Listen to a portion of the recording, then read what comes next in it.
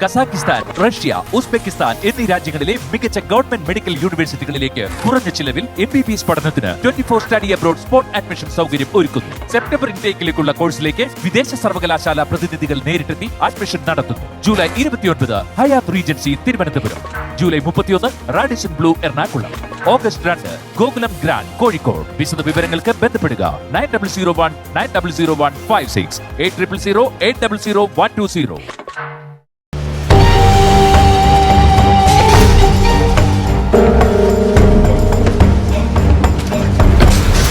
പുതിയ കസ്റ്റമറാണെന്നാ തോന്നുന്നത്.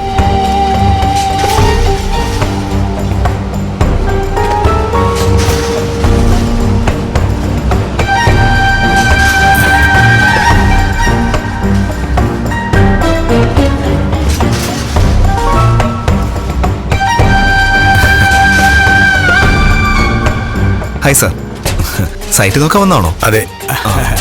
ഡോ ഹെൽമെറ്റ് വേഗം കൊടുക്ക്. എന്നാ പിന്നെ കയറി കാണും സാറേ. എവിടെയാണ് കൺസ്ട്രക്ഷൻ നടത്തേണ്ടതെന്ന് പറഞ്ഞാൽ ഞങ്ങൾ അവിടെ ഒന്ന് ലൊക്കേഷനൊക്കെ നോക്കിയ ശേഷം നല്ലൊരു പ്ലാൻ ഉണ്ടാക്കാം. അയ്യോ, എനിക്ക് കൺസ്ട്രക്ഷന്റെ ആവശ്യമൊന്നുമില്ല. ഞാൻ ശരിക്കും സൈറ്റ് നോക്കാൻ വന്നതാ. കമലേശ്വരം കൺസ്ട്രക്ഷൻ കമ്പനിയിലെ പുതിയ എക്സിക്യൂട്ടീവ് എഞ്ചിനീയറാണ് ഞാൻ.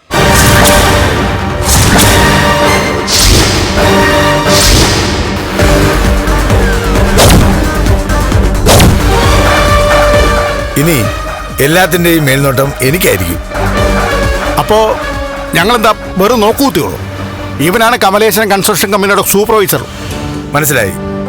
ഇത് ഉണ്ണി, സാറ് വാമദേവൻ.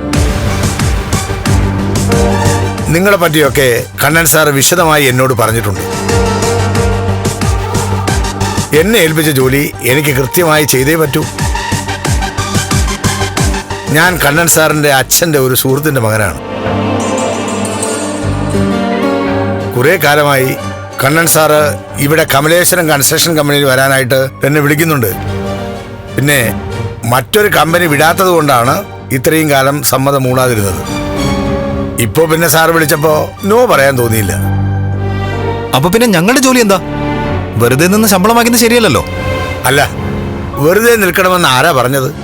നിങ്ങളുടെ ജോലി അതുപോലെ തന്നെ നടക്കട്ടെ. പക്ഷേ എല്ലാത്തിനും എൻ്റെ ഒരു മേൽനോട്ടം ഉണ്ടാവുമെന്ന് മാത്രം.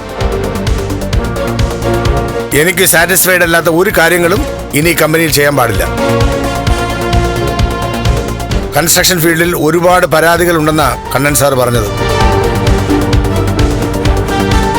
അതൊക്കെ എത്രയും പെട്ടെന്ന് പരിഹരിക്കണമെന്നും കണ്ണൻ സാർ എന്നോട് പറഞ്ഞിട്ടുണ്ട്. അത് ചെയ്യാമെന്ന് ഞാൻ ഉറപ്പും കൊടുത്തിട്ടുണ്ട്. എങ്കിൽ ശരി, അപ്പോ ഞാനിതൊക്കെ ഒന്ന് ചുറ്റി കാണട്ടെ.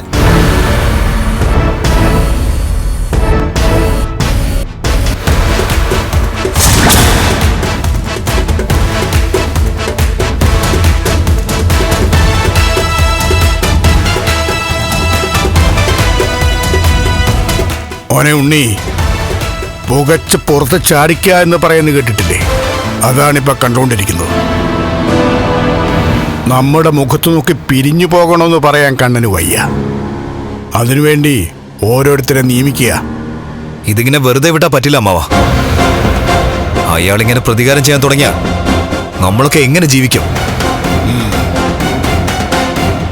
ഒന്നാമത് കരുണയുടെ മുന്നിൽ എനിക്ക് ഒരു വിലയില്ല. അയാൾക്ക് ഒരുപാട് പോരായ്മ ഉള്ളതുകൊണ്ട് അയാളുടെ ഭാര്യയുടെ മുന്നിൽ അയാൾക്കൊന്ന് ജയിക്കണം. അതിനു വേണ്ടിയിട്ട് എന്നെ മനഃപൂർവ്വം തരം താഴ്ത്തുവാ. അപ്പൊ എന്റെ കാര്യമോ മോനെ? അവന്റെ അച്ഛനെ മുതൽ സേവിച്ചു തുടങ്ങിയതാ. എന്നിട്ടാണിപ്പോ എനിക്ക് മുകളിൽ ഒരുത്തരെ കൊണ്ടുവച്ചത്. ഞാൻ അയാളൊന്ന് കാണട്ടെ. വീൽ ചെയറിന്റെ സഹായത്തോടെ അയാൾ ജീവിതം തുടങ്ങിയപ്പോ അത് തള്ളാനും അയാളെ കാറി കയറ്റാനും ഒക്കെ ഞാനും മേഘേണ്ണ ഉണ്ടായിരുന്നുള്ളൂ. ഇപ്പൊ സഹായത്തിന് വേറൊരുത്തി എത്തിയപ്പോ അവരുടെ മുന്നിൽ എന്നെ തരം താഴ്ത്താൻ നോക്കുക. മരിക്കണോ അയാള്? എങ്കിലേ ഇനി നമുക്കൊക്കെ രക്ഷയുള്ളൂ അമ്മവാ.